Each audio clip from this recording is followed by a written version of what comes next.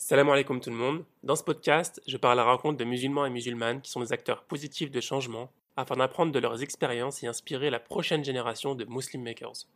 J'avais écrit, par exemple, sur les artistes irakiens qui étaient en exil à Doha. Mhm. Et, euh, et j'ai rencontré, voilà, des personnalités comme le médecin personnel de Saddam Hussein, Wow. qui était aussi un artiste. Ouais, qui était un artiste. C'est un chirurgien. Il est connu pour être chirurgien et artiste. C'est vraiment une personnalité à part.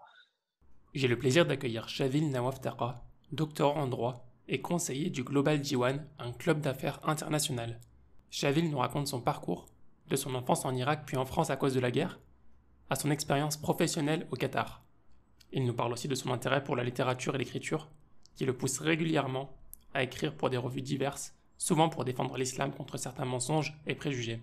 Il faut écrire, il faut s'investir sur la scène intellectuelle nationale, parce que d'abord, il y a des gens qui sont non musulmans, qui sont français, qui sont contre l'islamophobie, euh, qui soutiennent les musulmans, qui ne voient pas les musulmans qu'à travers le prisme identitaire, qui les voient aussi comme leurs concitoyens, comme leurs frères, et qui vont les soutenir. Et ensuite qu'il faut pas se laisser entraîner dans une logique en fait qui veut justement écarter les musulmans. Si ce n'est pas déjà fait, je t'invite à rejoindre le groupe Telegram Muslim Makers pour savoir en avance les personnes que je compte interviewer et proposer des questions si le sujet t'intéresse. Le lien est en description. Bonne écoute. Ok. Écoute, salam alaikum wa rahmatullah, Shavil. Wa alaykum salam wa rahmatullah. Est-ce que je prononce bien ton Khair. prénom? C'est Shavil? Shadl, exactement, exactement. Tu Shavil. l'as très bien prononcé. D'accord. Tu connais le sens de ton prénom? C'est un prénom arabe ancien. En fait, il y a une tariqa soufie euh, qui porte le nom de son fondateur, le Chadli, donc qui s'appelle la Chadliya. Oui, Et connu. le nom a plusieurs significations. Dont l'une d'elles, c'est celui qui aime bien chanter, mais vraiment, il y en a plusieurs. Et moi, je sais pas chanter. Je le confesse. D'accord. Bah écoute, je te demanderai pas de nous faire une chanson, t'inquiète pas. En tout cas, le prénom est très utilisé au Maghreb, comme un peu aussi au Moyen-Orient, mais très utilisé au Maghreb. Tu sais, il y a le nom Chadli, Ok. parce que la tariqa est née là-bas. Il me semble que Al-Chadli, donc le saint soufi, habitait, je crois, en Tunisie ou en tout cas dans la région. D'accord. Ok. Bah, je connaissais pas. La Taliqa Chalili, j'en ai déjà entendu parler. Il me semble que c'est une Taliqa assez connue. Ouais. Mais je connaissais pas trop. J'ai pas entendu ce prénom très souvent, pour tout avouer. Mais je trouve ça joli. Merci beaucoup, merci beaucoup. Bah, écoute, Chavil, pour commencer, je vais te proposer de te présenter, s'il te plaît. Je m'appelle Shadel Nawaf Taqa et je suis né à Bagdad, en 91. Mhm. Je viens d'une famille irakienne.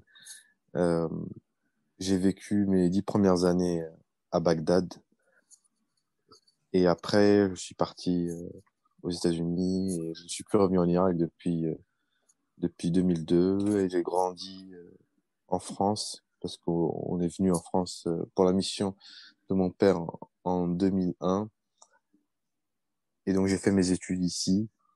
J'ai fait des études en droit et Mhm. voilà à peu près ce que je suis. D'accord. Est-ce que tu peux me dire ce que tu fais maintenant? Aujourd'hui, qu'est-ce que je fais? Je fais une thèse en droit sur la protection des données personnelles des passagers aériens.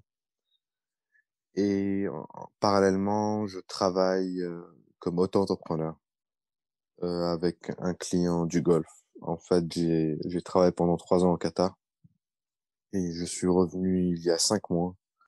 Actuellement, tu es à Paris. Oui, exactement. Je suis à Paris maintenant et je continue cette activité donc de conseil. Mhm. Je te propose que tu nous racontes un petit peu ton histoire un peu plus en détail, en commençant par ton enfance, si ça te va. Bien sûr, avec plaisir. J'ai grandi donc dans une famille irakienne de classe moyenne intellectuelle, on va dire. Les deux parents sont originaires de Mossoul, donc ils se situent dans le nord de l'Irak. Mossoul, d'ailleurs, c'est une ville, euh, disons, assez développée, malgré l'embargo à l'époque. Il y a longtemps, par exemple, euh, qu'elle ne tient plus compte de la structure tribale qui est pourtant très présente en Irak. Un niveau d'éducation assez développé. C'est vraiment la ville euh, qui sort le plus de généraux, de militaires, de médecins. Donc, elle est connue pour la richesse de ses ressources intellectuelles. Et donc, j'ai grandi dans cet environnement-là. Euh, Mon père était diplomate à l'époque, donc ça c'est fin des années 90, début 2000. Et son père, donc mon grand-père, il était aussi diplomate. Il avait été ministre des Affaires étrangères de l'Irak en 74 et il est décédé euh, donc en 1974 après avoir pris son poste quelques mois plus tôt. Il était également poète, donc c'était un environnement aussi familial où la littérature était très présente. Beaucoup des membres de ma famille exerçaient soit à l'université, soit dans des postes euh, parfois aussi politiques.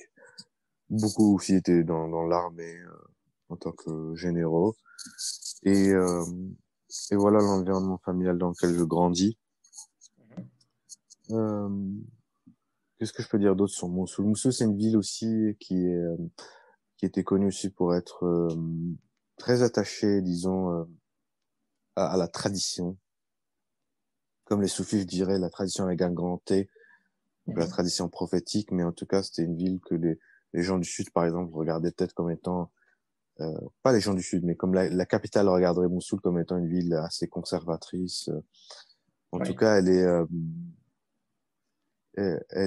est connue pour son attachement aux traditions. C'est une ville de commerçants aussi, donc oui, c'est une ville qui est pas facile. Les gens de Mossoul, mais ils ont aussi leur propre dialecte qui est différent de celui de Bagdad ou celui du Nord, oui. du Sud, pardon. Et, euh, et voilà Parce qu'en Irak, voilà la langue l'enfant. officielle, ça reste l'arabe.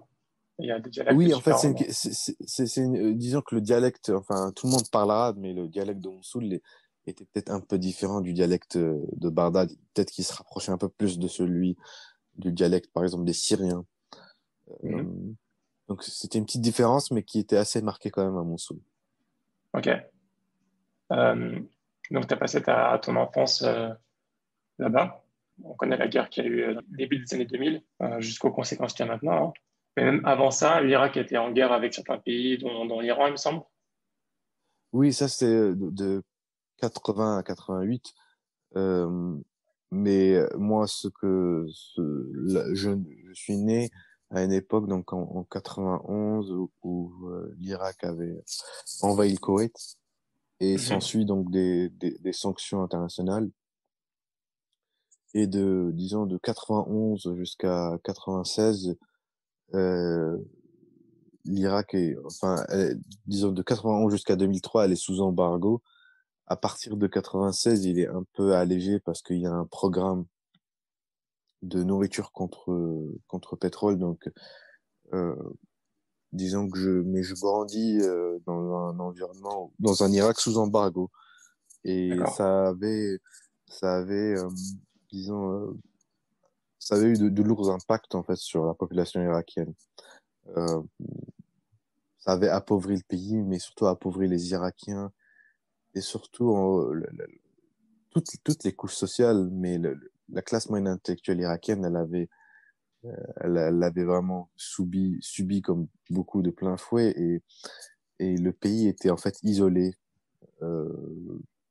du monde et disons que ça avait aussi tout un impact culturel, un impact psychologique. Il n'était pas simplement matériel. Oui. Euh, Tu as des on- souvenirs de ça, on- toi, même quand tu étais très jeune.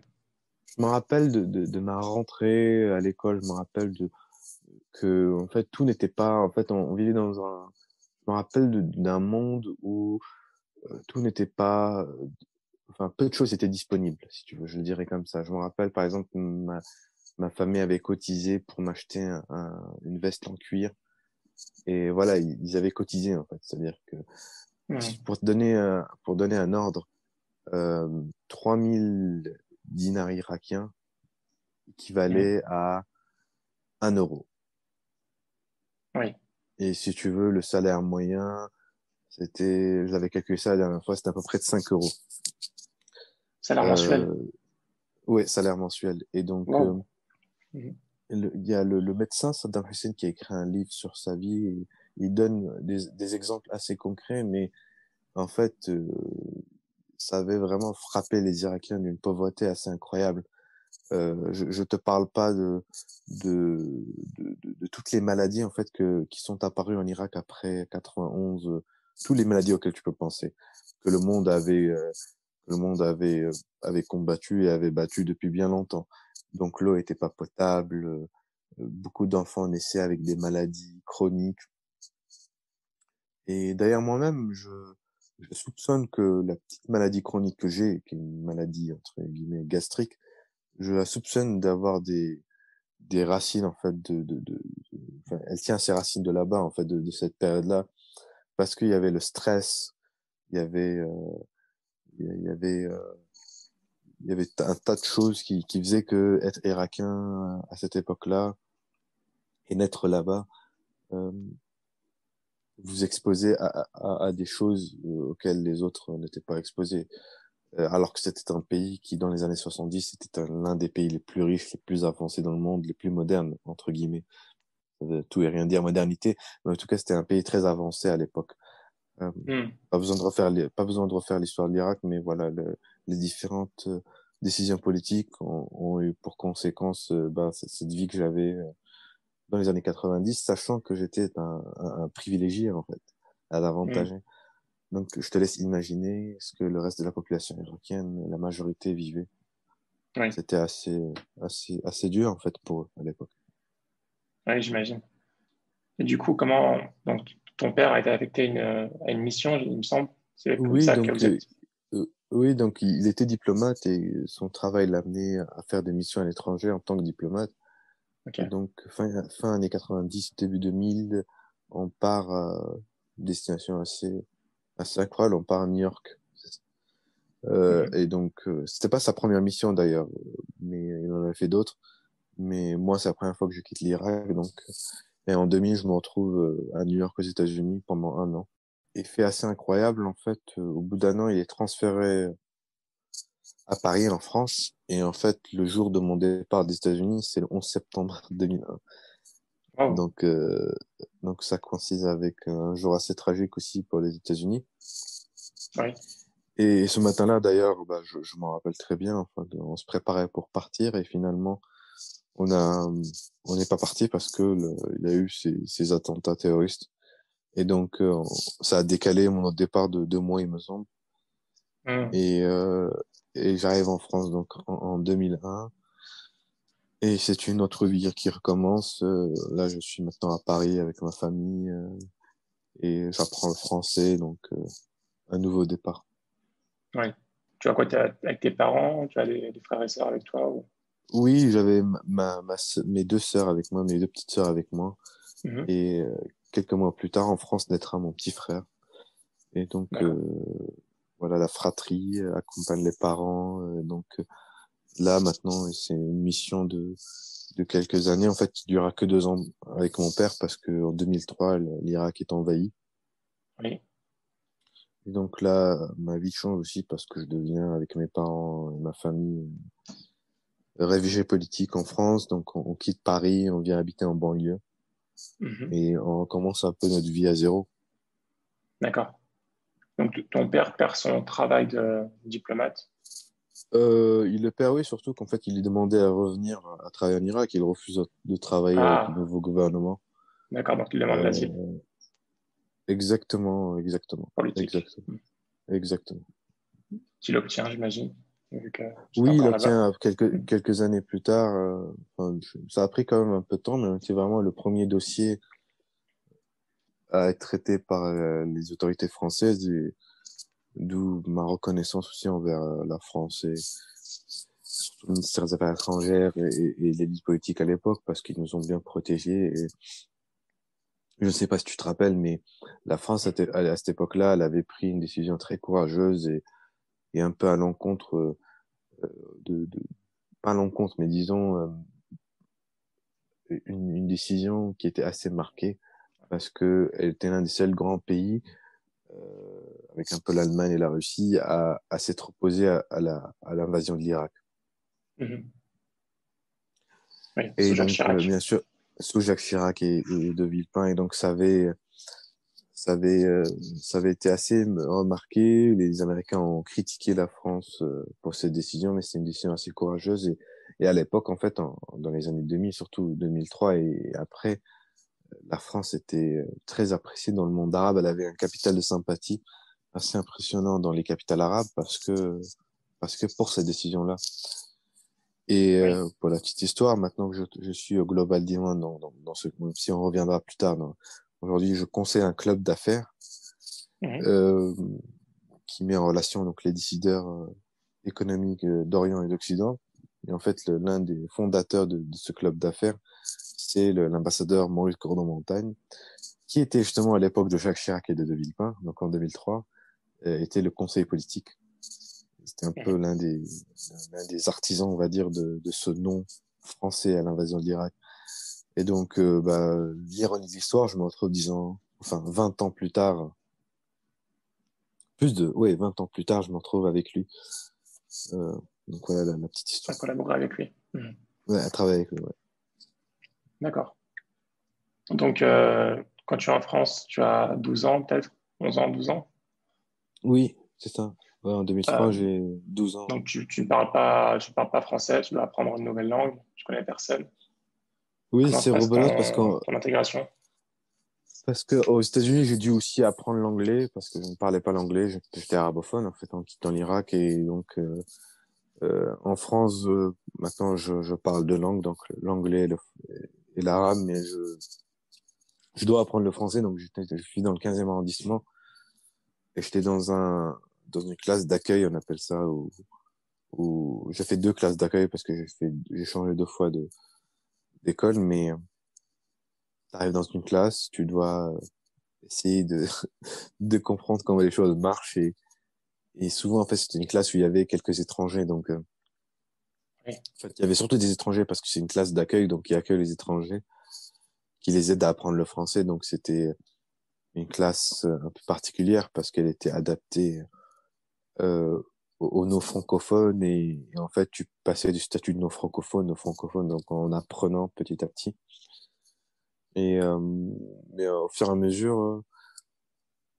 tu apprends petit à petit la langue et en fait je m'étais habitué à ce changement d'environnement sans cesse. C'est peut-être ça l'avantage d'être entre guillemets fils de diplomate, c'est que tu apprends à Mhm. à différents environnements et plus tard ça m'a permis aussi d'avoir cette faculté d'adaptation rapide à des environnements qui peuvent être au départ étrangers ou inconnus. Oui. C'est vrai que t'as pas d'accent, je sens pas d'accent Oui, étranger dans oui, ton. oui, parce que je suis arrivé très jeune, donc ça aide. Oui, oui. Euh, et du coup, donc tu apprends le français pendant quelques années, puis j'imagine que tu intègres le cursus normal au fur et à mesure, enfin, au bout de quelques Oui, temps. oui, je reprends un cycle. Je crois que j'étais, en fait, après 2003, après la guerre, je devais être en sixième, et donc Ok, vraiment au collège, je fais un cursus tout à fait normal. d'accord. Cette enfance en France, elle était comment? Donc on vient habiter en banlieue, donc dans le Val d'Oise. C'était aussi une Mhm. autre vie, c'était un autre environnement, et toute une autre vie, je pense auquel on n'aurait pas pu penser. Et bah, c'est une autre vie qui commence avec finalement aujourd'hui ceux qui sont mes amis d'enfance et qui m'ont accompagné toutes ces années-là. Euh, j'avais j'avais pas vraiment des difficultés à l'école, peut-être parfois en français, mais finalement je faisais c'était plutôt du cursus correct. J'étais bien sûr toujours le meilleur en anglais parce que j'avais encore mon anglais américain.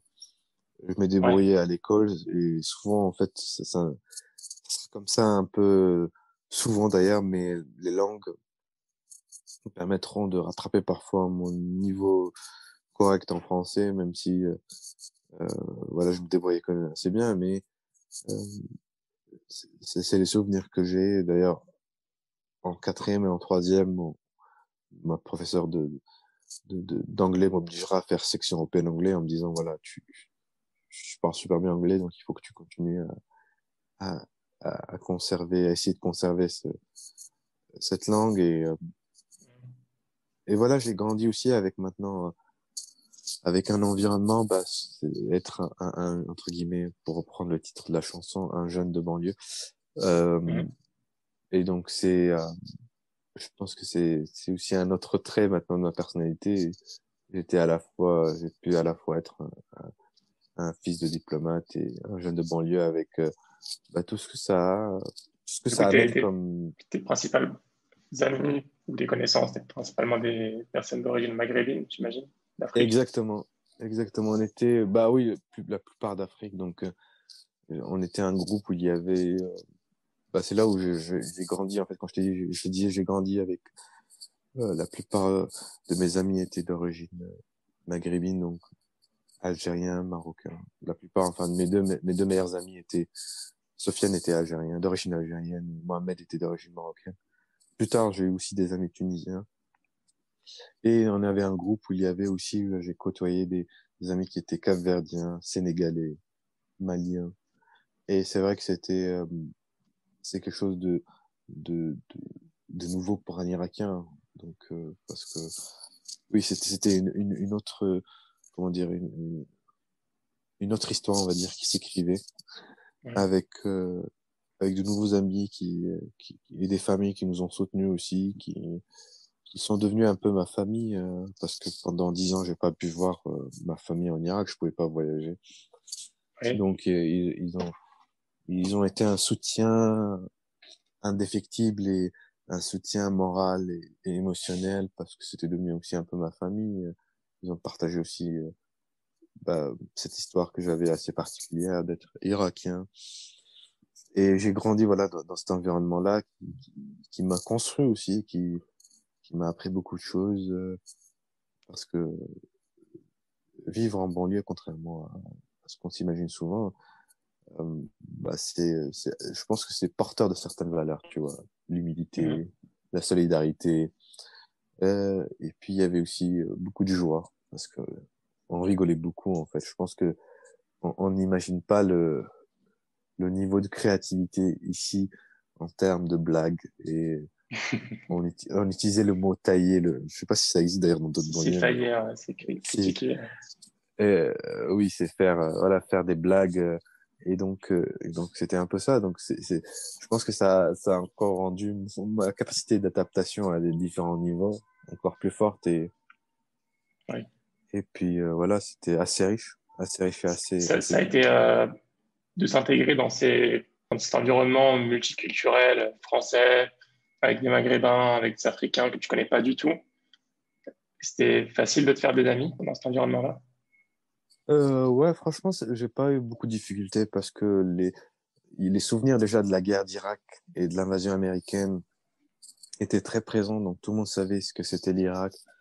Et ça avait naturellement déjà leurs parents leur parlaient de l'Irak, euh, des guerres auxquelles l'Irak a dû faire face, mais aussi de l'image que l'Irak avait dans le monde arabe musulman comme une capitale historique de savoir, comme vraiment une grande capitale arabe.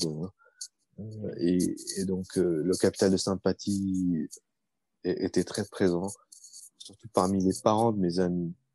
Et donc il leur avait transmis un peu, euh, et ça c'est assez incroyable, et tout est à leur honneur. Donc ils savaient ce que c'était l'Irak, Bagdad, et donc j'étais forcément très bien accueilli. Oui, il y a de la sympathie pour Et, cette culture. et ma famille aussi était très soutenue par ces familles-là, parce qu'on est passé parfois par des moments très difficiles pour passer de statut de réfugié. Enfin, pour avoir le statut de réfugié, entre-temps, tu passes par quelques étapes, et donc on avait leur soutien, et vraiment, c'était, euh, c'était des familles qui sont devenues un peu ma famille et qui m'ont soutenu, et je leur suis reconnaissant. Et tu vois, rien qu'hier, chez Mohamed et on faisait un peu, on regardait un peu sur le rétroviseur, comme on dit, on regardait un peu les 20 dernières années et moi-même, je regardais bah, les 20 dernières années où, en tant qu'Irakien, bah, j'ai pu vivre quand même une vie normale grâce déjà à l'État français, un État quand même assez social, protecteur, et puis les familles ici en banlieue qui m'ont soutenu, qui m'ont protégé. Donc c'est c'est c'est assez beau quand même. Ouais. Ta famille, tes parents sont assez littéraires, il me semble, enfin, Oui, diplomates, ils sont oui, intéressés par la poésie. Du coup, est-ce que ça t'a, par la suite, tu as choisi une orientation? oui, j'ai fait un bac littéraire parce que j'étais plus porté vers ce qui était littérature et histoire surtout. Et à la maison, on lit beaucoup aussi. Mes deux parents lisent. Mon père Mhm. lit parfois en arabe, parfois en anglais, beaucoup en anglais. Ok, Il lit beaucoup en anglais, mais il lit aussi, disons qu'il il lit aussi bien en anglais qu'en arabe. Ma mère, elle d'accord. est surtout en arabe. Elle est surtout en arabe et bien sûr, il y a au début, en fait, c'est surtout une pression, en fait, parce qu'ils nous mettent une pression pour, par exemple, tout simplement arrêter de jouer à la PlayStation et lire. Je me rappelle, c'était les coups de pression que je pouvais recevoir quand j'étais au collège. Arrête de jouer à la Play, va lire. Et petit à petit, ça déteint sur moi et donc je grandis dans un environnement où on lit beaucoup. Je lis souvent avec ma mère d'ailleurs. On a commencé un peu à lire les mêmes livres, elle les lit en arabe et moi je les lis en français. Je me rappelle le premier livre qu'on a commencé à lire ensemble, c'était Les Désorientés de Amin Maalouf, qui parle d'ailleurs à la fin de l'Irak. Et et aujourd'hui, bah, ça continue en fait. Avec mon père surtout, on s'envoie des articles. Voilà, ça c'est un peu notre notre pratique commune, disons. Il m'envoie des articles, je lui envoie des articles, donc on lit beaucoup, on lit la presse ensemble et avec ma mère, non, c'est plutôt les romans ou les essais qu'on lit. Je lui conseille certains trucs, certains essais, certains romans, elle en fait de même. Et ça, petit à petit, ça m'a amené à être, à être livrophile, entre guillemets. C'est-à-dire que je suis sans cesse entouré de livres que je, qui est devenu un peu un passe-temps.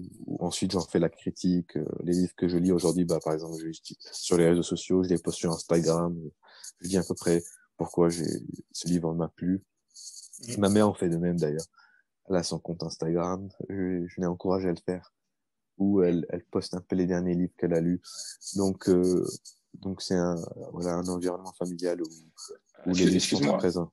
ouais, juste, je sais pas si tu touches le micro avec tes doigts ou je sais pas s'il Pardon. bouge. Ça fait des Il a peut-être bougé. Il a grésillements. peut-être bougé. Ok. Ok. Tu m'entends mieux? Ouais, je t'entends, mais ça le fait plus. Au moins. Ouais. Ok. Et du coup, oui, tu as enchaîné sur un. Donc, tu as fait un bac littéraire. Oui, j'ai eu Euh, mon bac et après j'ai commencé mes études en droit. Tu savais que tu voulais faire du droit ou c'était vraiment Par la défaut, voie par par défaut? défaut, c'est surtout mes oncles qui m'ont dit, bon, tu vas pas faire une licence d'histoire, il faut que tu fasses quelque chose, euh, disons qui selon eux d'ailleurs, voilà, qui selon eux étaient offraient plus d'opportunités et surtout leur deuxième argument c'est que vu que tu es en France et que la France c'est le pays du droit, eh bien tu dois faire du droit. Et parce que la France dans le monde arabe elle est vue quand même comme un État un pays voilà qui a beaucoup fait pour le droit. Et d'ailleurs, il y a beaucoup d'États arabes. La plupart des États arabes, quand même, ils ont été influencés par le droit égyptien qui lui-même est influencé par le droit napoléonien. Et Qui donc lui-même voilà était comment la influencé France, apparemment, je ne sais pas, par le droit, par certains principes du droit arabe. effectivement, effectivement, et Sorte de vice-versa Omar ibn d'ailleurs, Khattab. effectivement d'ailleurs, et c'est exactement ça. Tu le dis très bien, c'est que il y a des études qui ont été faites. Il y a un juriste égyptien qui a soutenu cela, c'est que le code civil lui-même et, et a des influences coraniques. Donc je commence à faire mes études en droit, à faire une licence à Cergy, euh, toujours avec sa part d'anglais, donc je faisais droit français, droit anglo-américain. après ma licence à Cergy, je suis parti étudier le droit international à la Sorbonne et plus tard, pour Master 2, j'ai commencé à étudier le droit des nouvelles technologies à Nanterre parce que c'est un peu ce qui est en vogue, c'est euh, l'impact de la révolution numérique sur le droit, euh, Oui. qui traverse tout le droit d'ailleurs. Et, euh, et que j'avais déjà commencé à travailler sur la protection des données personnelles, Oui. Euh, le RGPD. oui. Du coup, après ton master, tu vas direct au Qatar, il me semble, ou tu fais quelque chose avant? Oui, alors j'ai travaillé quand même dans des cabinets d'avocats, mais ça m'a pas vraiment plu. Donc, Ouais. je cherchais des nouvelles opportunités professionnelles et j'ai pas trouvé des choses qui m'intéressaient réellement. Donc, on me dit de postuler au Qatar et en fait, il y a une offre qui passe, je postule. Euh, et en fait, on me dit donc d'envoyer mon CV, voilà, à ce mail-là parce qu'ils cherchent un juriste. Et ça, c'était novembre-décembre 2016. Et finalement, 3 mois passent, j'ai pas de réponse. Donc, je pensais que voilà, quelqu'un d'autre avait pris ce poste. Et finalement, on me rappelle un février, mi-février de 2017 et on me dit voilà, on a vu ton CV, il faut que tu viennes, on te veut. Donc au début, c'était un matin, je me rappelle, c'était un mercredi. Je devais faire de la radio d'ailleurs et je leur ai dit non, je suis plus intéressé parce que au bout de 3 mois, je me suis dit bon, je veux plus voyager. Et puis Mm. finalement, ils arrivent à me, enfin, je reçois un deuxième appel 1 heure après, quelqu'un qui était très intelligent parce qu'il savait ce dont on manquait lorsqu'on était euh, une personne d'origine arabo-musulmane mais qu'on vit en Europe. Il me dit, tu verras, tu viendras à Doha, tu entendras l'adhan, euh, il y aura un environnement. Et là, c'est vrai que T'as eu par les ça a sentiments. tiqué. Ouais, il m'a pris par les sentiments et je me suis dit, ouais, pourquoi pas aller au Moyen-Orient, et surtout dans le Golfe, voilà, pour tenter cette expérience. Et donc, j'accepte l'offre. Et Mm. vraiment, 4 jours plus tard, j'avais déjà pris mon avion et j'étais allé donc à Doha où je travaillerai comme juriste pendant 3 ans et demi. Dans ton profil, c'est quoi qui t'intéressait? C'est juste que tu sois juriste ou que tu avais un profil, tu parlais plusieurs langues? Ce qu'il cherchait, c'est un juriste trilingue qui puisse Mhm. travailler en fait en anglais et en arabe parce que c'était ça qui était recherché et qui a une expérience dans le droit international. Et donc j'avais fait un peu de droit international, donc c'est ça qu'il cherchait. Le Et français, non, même puis, pas. euh, et puis en toute honnêteté, non, en toute honnêteté, surtout ce qui est cherché à l'époque, je le suis plus tard, c'était des juristes juniors, Oui, parce qu'en fait, quand tu prenais un juriste senior, leur coûtait un peu ouais, cher. ouais, oui. Voilà, enfin mon profil rentrait dans les différentes cases recherchées. Oui. Tu, En 2017, tu as été élu meilleur juriste de l'année au Qatar par LexisNexis. Lexis, par LexisNexis. En Mhm. fait, ce qui se passe, c'est que 4 mois après mon arrivée, euh, 3 mois, ouais, 4 mois après mon arrivée, en fait, le Qatar est fait l'objet d'un blocus par 3 pays voisins, donc les Émirats Arabes Unis, le Bahreïn et l'Arabie Saoudite, et Ouais, par l'Égypte aussi, oui. euh, pour une divergence qui est d'ordre politique. Mais il Mhm. se trouve que moi, j'étais juriste compliance, donc j'aidais l'État et l'agence que je conseillais, je l'aidais dans la mise en conformité avec le droit international et les recommandations internationales. Et en fait, mon travail était directement impacté par la crise. Et donc, en fait, je suis amené à travailler directement avec les ministères qatariens, avec, euh, avec même aussi des ambassades étrangères. Et en fait, j'étais vraiment aux avant-postes et ça, c'est fait par la crise, en fait. Donc, c'est pas par Oui, accident, mais en tout cas, c'est conjoncturel. Et ce tu as qui été faisait que du poussé au coup, devant de la scène. exactement. Et je commence, par exemple, je te donne un exemple. Tu vois, quand en 2017, l'un des premiers, euh, en fait l'un des premiers press release, donc communiqué de presse qui sort au nom de l'État pour lequel que je conseille à cette époque-là, bah je l'avais écrit avec mon patron. Donc je faisais des choses assez incroyables à cette époque-là, auxquelles j'étais même pas vraiment formé, Pour un junior, et je me surtout, suis oui. pas un junior. Et en fait, donc j'ai fait plein de choses intéressantes. Et finalement, quand ce concours arrive, et ce concours, donc c'était qu'est-ce que vous avez fait en tant que juriste tout au long de cette année-là? Bah moi, j'avais plein de choses à raconter. Wow, ok. Et pour un junior, c'était assez impressionnant. Quand je t'ai dit c'était conjoncturel, c'était vraiment enfin, le général que je conseillais, il il euh, il, euh, il gérait donc cette agence qui s'occupe des sanctions et tout ça. Et on s'est retrouvé vraiment aux avant-postes parce que les accusations qui étaient portées contre l'État du Qatar concernaient ce domaine-là. Et donc, euh, il avait même pas eu, je pense, eu le temps, en fait, à cette époque-là, de recruter quelqu'un de plus junior. Il m'a pris, il m'a dit, bon, voilà, on va travailler ensemble. Et j'ai beaucoup appris pendant cette période-là. Et quand j'ai postulé pour ce concours, quand j'ai écrit tout ce que j'avais fait, et surtout le sujet que j'avais écrit, c'est vraiment l'impact des nouvelles technologies sur le travail du juriste. Parce que c'est ce que j'avais remarqué, en fait. Je faisais autant de la relation presse, de la communication que du travail juridique. C'était un peu Oui. ça, en fait, le papier que j'avais écrit pour LexisNexis. Et donc, il a été choisi j'ai été choisi donc, comme juriste de l'année en 2017. Oui. LexisNexis, pour nous rappeler ce que c'est quoi? Oui, LexisNexis, c'est l'éditeur mondial, euh, disons, avec Thomson Reuters, c'est vraiment les deux grands du monde de l'édition en droit. Mais ils font pas vraiment que de l'édition aujourd'hui, ils rendent plusieurs services, enfin, ils donnent plusieurs services comme des plateformes pour faire de la recherche, euh, et pas mal de choses, quoi, dans le monde de Donc, l'édition euh, juridique. donc ce tampon, c'est pas n'importe quoi, quoi. C'est pas. Hmm.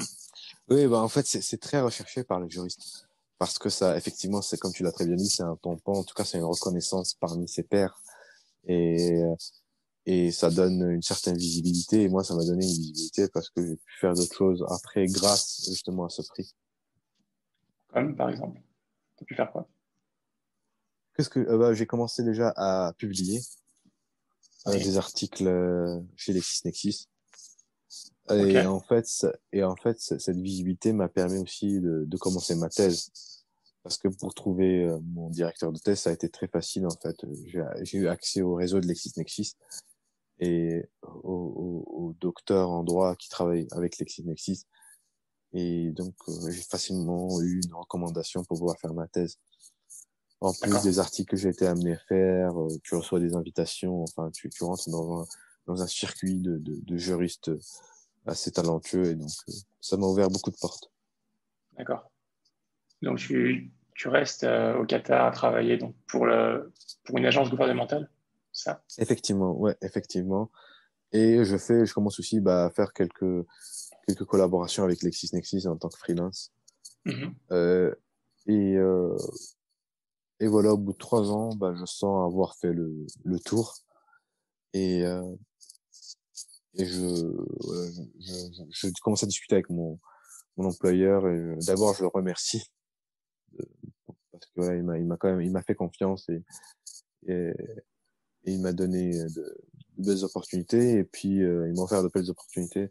Et donc, je présente ma démission et je monte un peu ce projet personnel où je me mets en statut d'auto-entrepreneur et je conseille donc différents clients venant du Golfe en France maintenant. Et Depuis je la continue ma France. thèse, bien sûr. Ouais. Ok. Donc, tu continues à faire des missions ponctuellement. Pour... Exactement, exactement. Tu as choisi un moment assez particulier pour revenir. Ça fait 6 mois que tu es revenu en France, il me semble. Oui, en plein Covid, c'est vrai. D'ailleurs, le Qatar a très bien géré ça parce que si tu veux, eux, ils ont déconfiné depuis plusieurs mois. Même si là, les chiffres repartent comme partout dans le monde, mais c'est un pays qui a maîtrisé très rapidement la crise sanitaire comme quelques pays du Golfe, comme les Émirats Arabes Unis. Et, mais je voulais revenir parce il y a ma famille, mes parents, la fratrie, mes amis. Et in fine, in fine, ça reste, voilà, mon chez-moi. Oui. Donc, c'était vraiment la famille qui t'a fait rentrer. Exactement, exactement. Mhm. Et puis, il y avait cet environnement culturel, comme je t'ai dit, euh, j'ai quand même mes amis qui écrivent avec qui j'écris dans les revues littéraires dans lesquelles j'écris depuis 5 ans.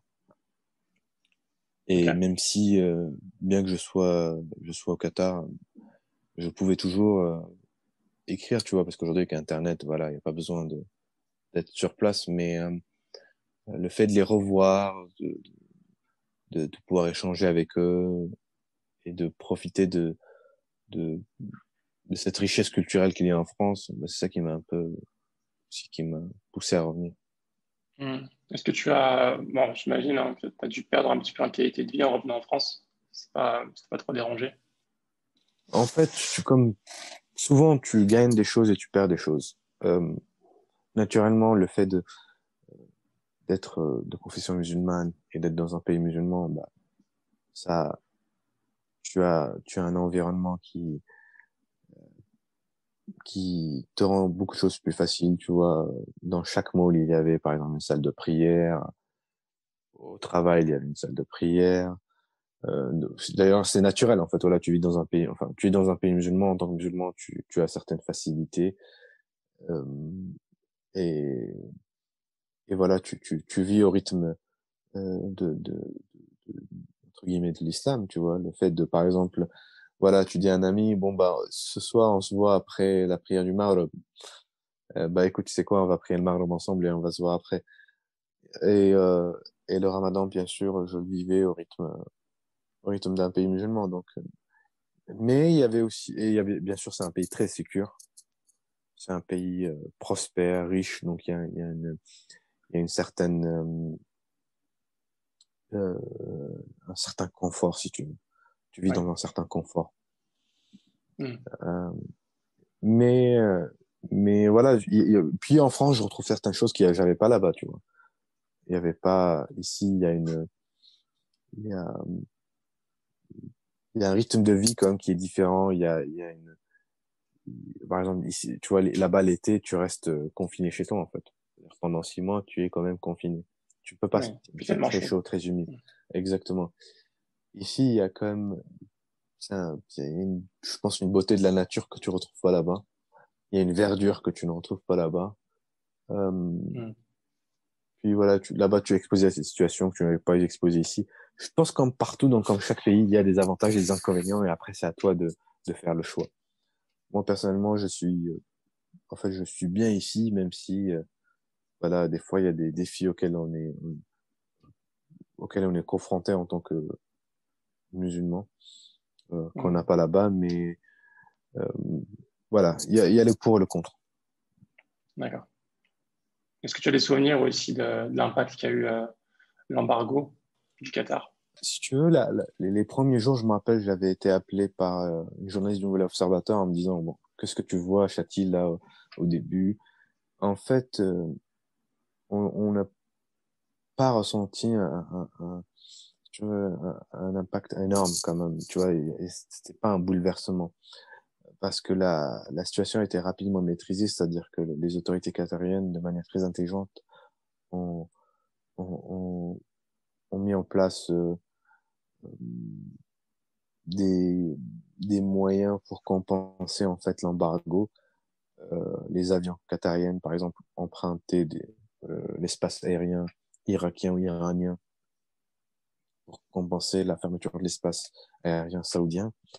Mhm. Bon, ça a eu un impact sur le prix des billets. Donc, c'est devenu un peu plus cher de voyager, de faire un Paris-Doha. Euh, en tout cas, la journaliste me demandait est-ce que c'est vrai qu'il y avait une pénurie d'aliments. Je lui ai dit non, c'est faux.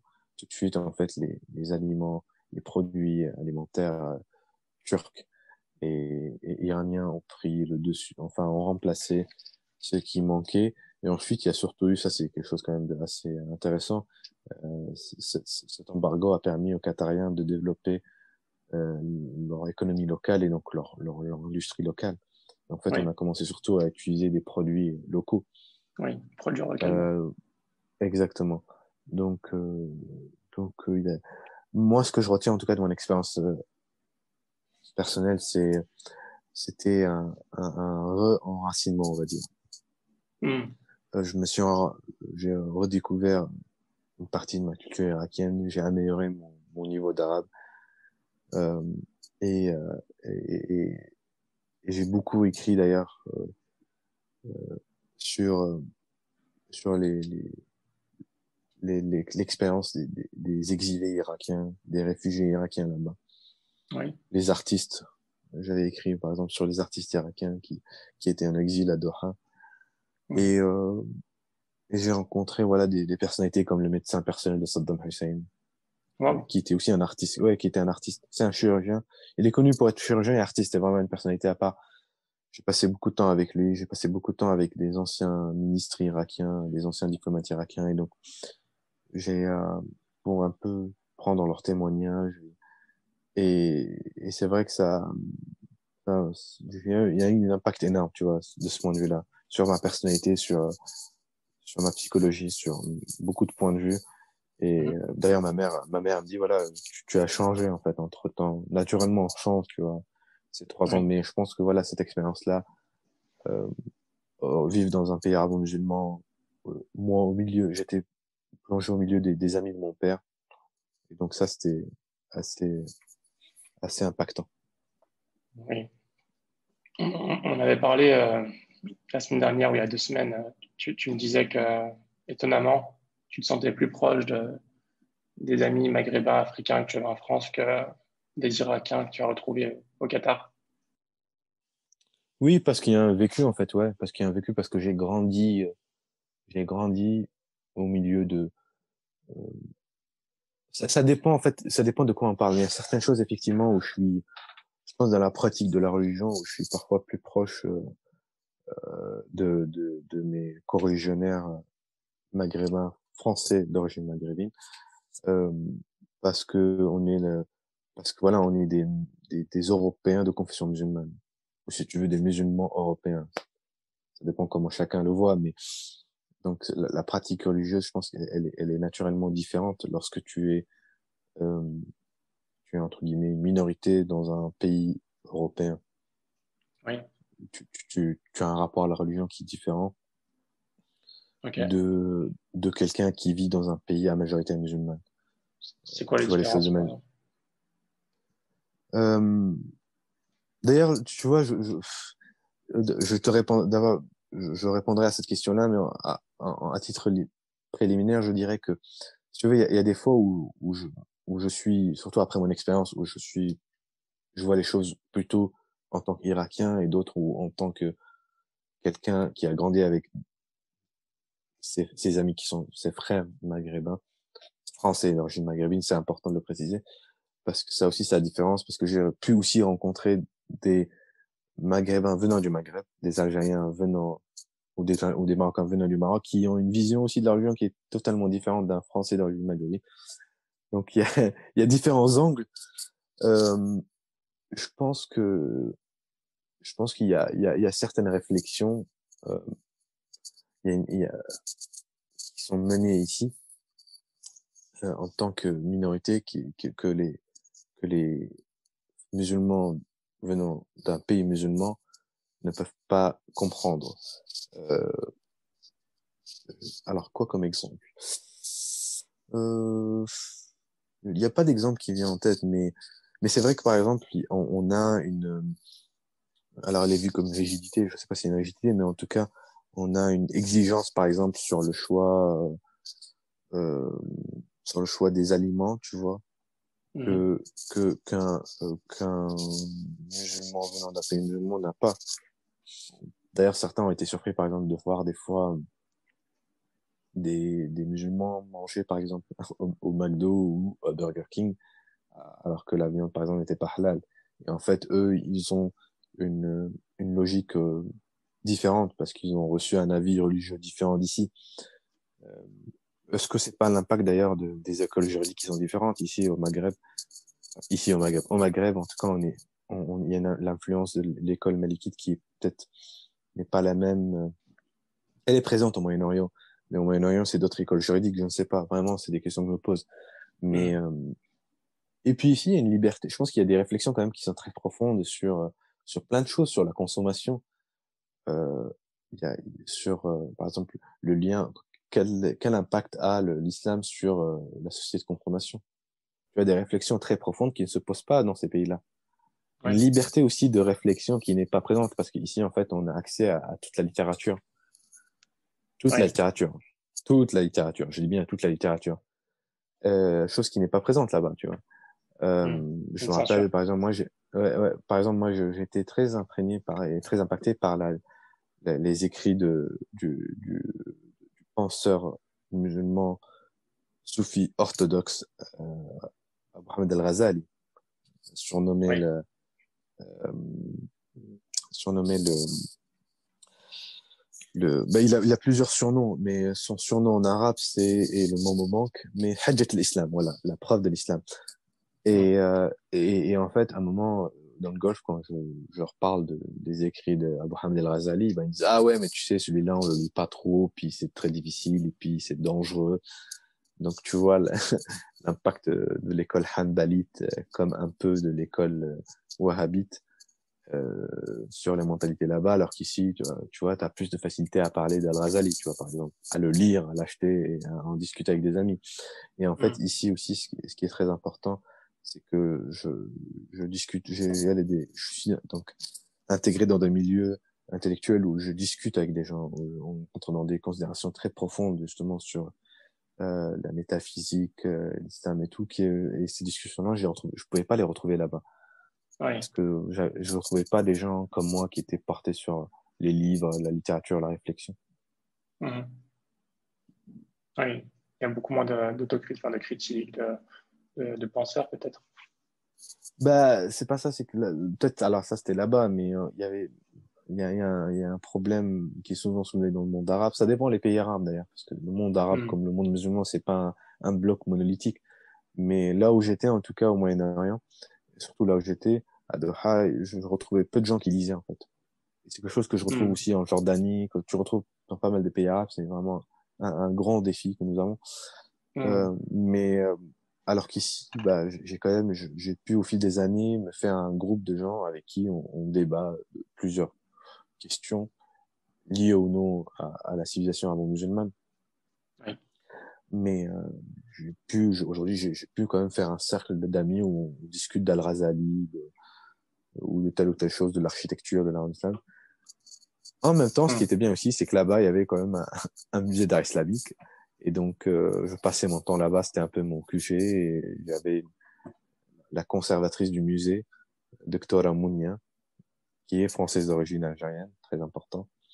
Et avec qui, voilà, parfois je me posais, on discutait de plein de choses, d'art islamique et de tout ça. Donc, voilà, c'est, les choses, je les prenais de différents angles et elles sont à prendre avec différents angles.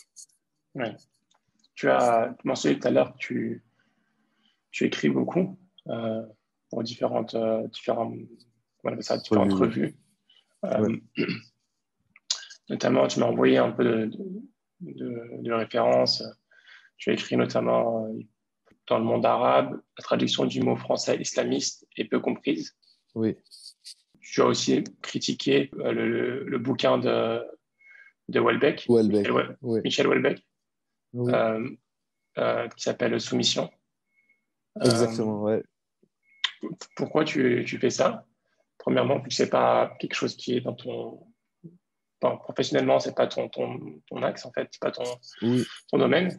Comme je t'ai dit, j'ai grandi dans un environnement familial où, en fait, beaucoup écrivent, beaucoup de monde de ma famille écrivent. Je te dis, mon grand-père était en fait l'un des pionniers d'un mouvement de poésie moderne dans le monde arabe qui est né en Irak à Bagdad.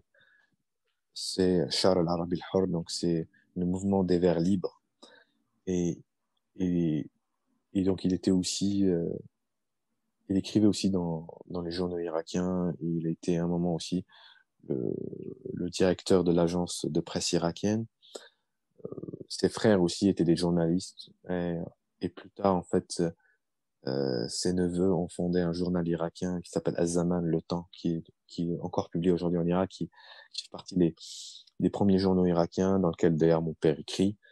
Mon père aussi écrit, il va publier d'ailleurs prochainement son livre où il a fait des traductions de certains écrivains anglais en arabe, dont George Orwell. Donc je suis né dans un environnement, je grandi dans un environnement où on lit, on écrit. Et je sentais à un moment que moi aussi, après avoir lu, que j'avais envie de m'exprimer. Donc j'ai commencé au début à m'entraîner. Ma première expérience, c'était dans le journal de la Sorbonne, le Sorbonnote, où j'ai commencé à écrire des articles, essayer d'apprendre, si tu veux, la méthode. Ensuite, j'ai commencé à écrire dans un blog, une association qui s'intéressait à l'histoire et à la civilisation du monde arabo-musulman qui s'appelait El Medina, et dont j'étais d'ailleurs pendant un moment président. Et ensuite, ça, je suis resté qu'un an, et ensuite, j'ai commencé à écrire dans des revues littéraires françaises, Le Comptoir, qui était qui est toujours d'ailleurs, j'écris toujours avec eux, qui est une revue socialiste décroissante qui s'occupe donc des questions sociales. Et puis dans une revue qui s'appelle Philute, qui est une revue plutôt de philosophie, de littérature. Donc Mhm. j'écris parce que là j'ai besoin de m'exprimer. Il y a certains sujets bien sûr qui m'interpellent et qui me touchent. Et pour prendre l'exemple de Soumission, donc le livre est apparu dans des circonstances assez tragiques parce qu'il y avait eu des attentats terroristes. Mais surtout, je me rendais compte que, en fait, au sein au sein des musulmans en France, en fait, beaucoup le critiquaient, mais peu l'avaient lu. Et quand je cherchais des critiques, je trouvais pas de critiques vraiment profondes ou sérieuses. En fait, la plupart dans les blogs ou dans les revues se moquaient de son physique euh, ou de sa maladie ou je ne sais quoi. Donc, je trouvais ça pas assez sérieux, en fait. Ça Mhm. prouvait qu'il y avait. Et donc, je me suis dit, bon, bah, je vais commencer quand même à lire quelqu'un qui peut-être écrit de manière hostile envers moi, mais il faut voir déjà ce qu'il dit. Et comme Edouard Saïd l'a souvent rappelé, en fait, ce qu'on écrit sur vous, finalement, souvent, ça ne reflète pas beaucoup de choses sur vous, mais davantage sur celui qui écrit. Et ça s'est confirmé avec Michel Houellebecq, parce que dans son roman Soumission, en fait, tu apprends très peu de choses sur le monde arabo-musulman, sur l'islam, parce que ses connaissances sont très limitées. Même si j'ai senti quand même qu'il avait fait des recherches. Il mentionne René Guénon, donc c'est un penseur musulman qui d'ailleurs même au sein des musulmans, je crois qu'elle est pas très connue, mais l'image Houellebecq se faisait du monde musulman, elle est très limitée, très caricaturale, et en fait, elle reflétait surtout ses complexes à lui vis-à-vis du monde musulman comme vis-à-vis de lui-même. Et donc dans cet article-là, je montrais en quoi bah, il reprenait un peu des mythes ou des préjugés, des stéréotypes orientalistes qu'on retrouve un peu dans une littérature orientaliste qui date du 18e, 19e siècle, donc il n'y avait rien de nouveau là. Il reprenait un peu les mêmes mythes, les mêmes préjugés qu'il recyclait. Et en fait, surtout, je me suis rendu compte que dans ce roman, en fait, j'apprenais beaucoup sur Houellebecq, sur ses complexes, sur ses peurs, sur ses contradictions. Et, et c'est pour ça que j'ai toujours voulu écrire, parce que je sentais que parfois, il faut s'exprimer, il faut donner son avis, il faut donner son avis, c'est un peu léger ce que je dis, pas donner son avis, mais en tout cas, il faut montrer son désaccord lorsqu'on veut montrer son désaccord, lorsqu'il y a lieu de cela, au lieu de tout simplement être en colère ou être dans le rejet ou être dans le ressentiment, parce que finalement, ça ne joue pas en notre faveur. Il Ouais. faut trouver le lieu pour s'exprimer et surtout s'exprimer au milieu de ses concitoyens français, tu vois.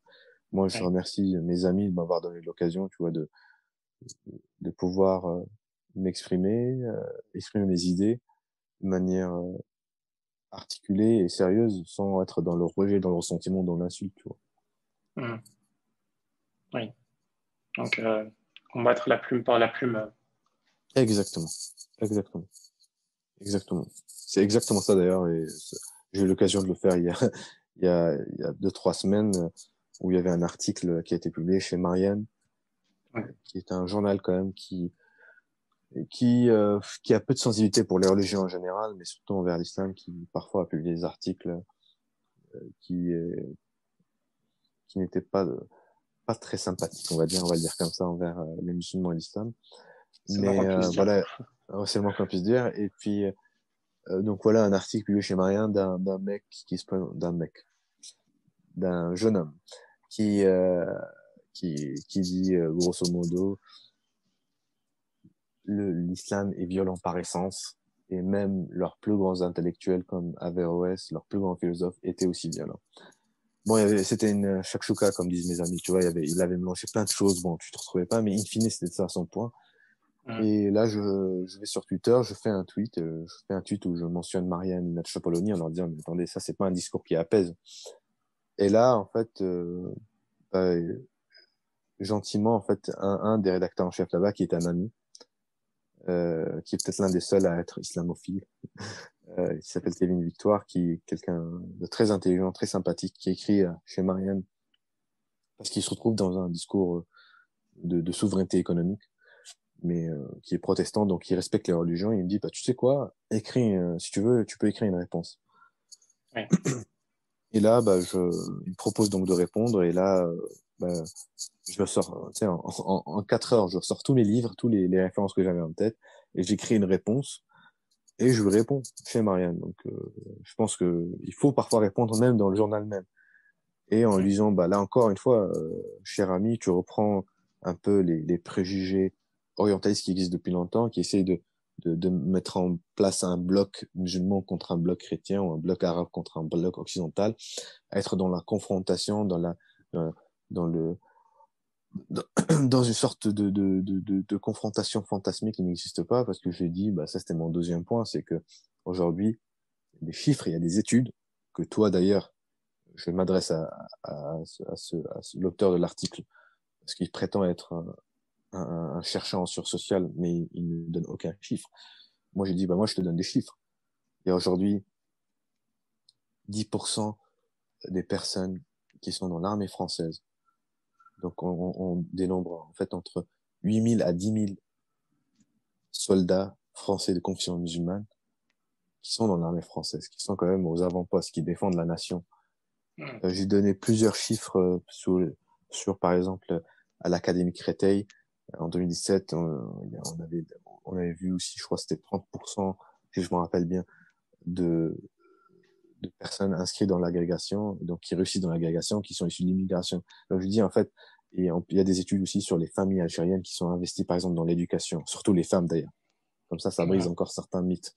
Je dis, il y a plein de nombres aujourd'hui, plein d'études qui montrent qu'en fait l'intégration elle est réussie et que les Français de confession musulmane sont une partie intégrante euh, de la société. Et donc ton charabia en fait, il n'est là que pour dire, parce que tu as certains aujourd'hui qui disent, voilà, moi je suis de famille musulmane, donc ça me donne une légitimité pour parler au nom des musulmans et pour dire souvent n'importe quoi. Mhm. Et donc ça, c'est pas sérieux. Et c'était ça mon article. Donc voilà ce que je fais souvent, des tribunes où j'écris, en tout cas pour, euh, pour je pense, dire certaines vérités et surtout euh, faire cesser ou en tout cas répondre à certains discours au relents islamophobes. C'est très bien. Écoute, je te remercie pour ça, parce que je vois pas beaucoup de personnes qui prennent le temps de. D'ailleurs, quand j'ai vu ton nom chez Marianne, j'étais surpris pour t'avouer. Euh, Beaucoup d'amis étaient surpris. Beaucoup Jusqu'à ce d'amis que étaient je surpris. comprenne que c'était une réponse, en fait. C'est juste une réponse à ce qui avait déjà été écrit. Et je trouve ça Ben, c'est ça. très, très smart. C'est très malin, en fait. Et, Ben, c'est le message que j'aimerais, si tu me permets, si je devais un seul message à faire passer à tout le monde d'ailleurs, qu'il soit musulman ou non musulman, mais plus particulièrement aux Français de confession musulmane, c'est il faut écrire, il faut s'investir sur la scène intellectuelle nationale, parce que d'ailleurs, d'abord, il y a des gens qui sont non musulmans, qui sont français, qui sont contre l'islamophobie, euh, qui soutiennent les musulmans, qui ne voient pas les musulmans qu'à travers le prisme identitaire, qui les voient aussi comme leurs concitoyens, comme leurs frères, et qui vont les soutenir. Et ensuite qu'il faut pas se laisser entraîner dans une logique en fait qui veut justement écarter les musulmans. C'est-à-dire qu'aujourd'hui la euh, le climat qui hystérise le débat, en fait, il vise surtout à hystériser les musulmans pour les écarter. Parce qu'en fait, ceux qui hystérisent ce débat-là, en fait, ils craignent la concurrence des Français de confession musulmane ou des Français issus de l'immigration, ils ne veulent pas qu'ils s'intègrent parce qu'ils ont peur de cette intégration. Et donc cette hystérisation, elle vise cela, elle vise à écarter, Hmm. contrairement à ce qu'elle prétend, parce qu'elle prétend combattre le séparatisme, donc ou le communautarisme entre guillemets. Donc moi j'invite les gens et parce que je regrette qu'il n'y ait pas assez de personnes à s'investir dans ces revues intellectuelles, dans le débat intellectuel, Ouais. euh, pour porter la parole. Oui, je suis d'accord avec toi. Est-ce que tu as des conseils par rapport à ça? Peut-être, est-ce que tu te fais relire? Est-ce que tu fais attention? Est-ce que tu as des conseils si quelqu'un Euh, a notamment a une plume, a une belle plume et que peut-être je pourrait pense peut-être dire un peu n'importe quoi non plus? oui, ce qui se fait souvent d'ailleurs dans ces revues, tu sais, au comptoir comme Affiliate, c'est que d'abord tu as quelqu'un qui te relie. Mhm.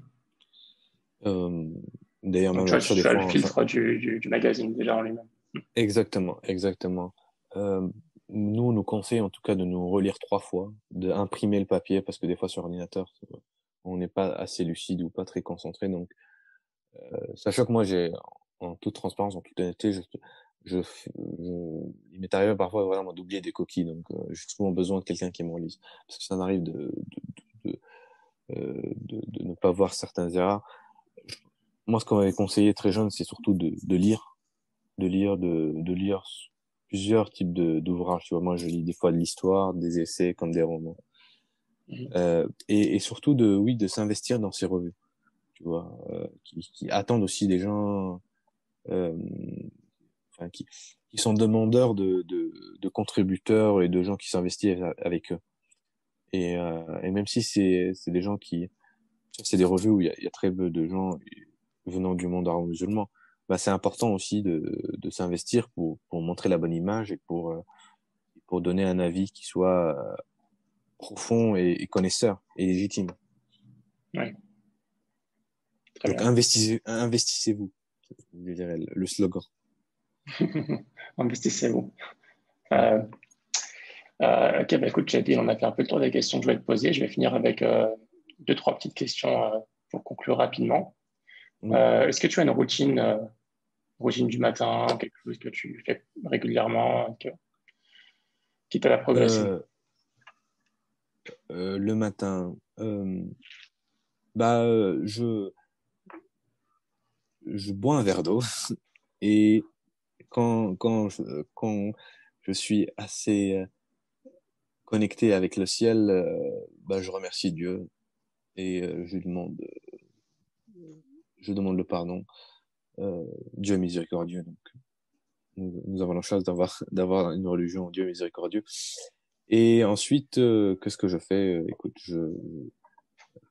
je commence ma journée comme tout le monde, je pense, en étant respectueux de tout le monde et en essayant d'être de bonne humeur.